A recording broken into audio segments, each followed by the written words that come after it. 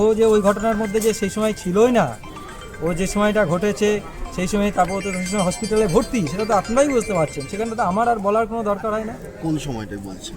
আপনারা যেটা বলছে ও যখন হসপিটালে ভর্তি সেই সময় ওর ভাঙাচোরার ঘটনা, ওর বাড়ির থেকে আমি তো মিডিয়ার কাগজে দেখলাম ওর যে যার বাড়ি ভাঙা হয়েছে বলা হচ্ছে তার মাই বলেছে না আমাদের বাড়িতে কিছু হয়নি। আমি তো এইদিকে এত তদন্ত করতে যাওয়ার মতো ক্ষমতা বা সময় আমার নেই, আমার ইচ্ছাও নেই। মানে ইন্দ্রানন্দের বিরুদ্ধে মিথ্যে অভিযোগ দেওয়া হয়েছে। ইন্দ্রানুজের বিরুদ্ধে মিথ্যে, তার বন্ধুদের যাদের নামে এইগুলো আছে এই ধরনের অভিযোগগুলো মিথ্যে।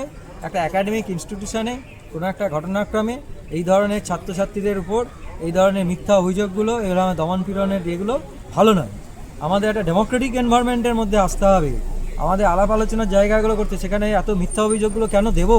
একটা ছাত্রছাত্রীকে মিথ্যা অভিযোগ দিয়ে ফাঁসাতে হবে, এই জায়গাটা এই ধরনের নিচমানের পলিটিক্সটাকে আমি নিন্দা করছি। এই ধরনের নিচ স্তরের পলিটিক্স, এইটাকে আমরা শিক্ষাঙ্গনে আমরা এটাকে একদমই চাইছি। এক্স-রে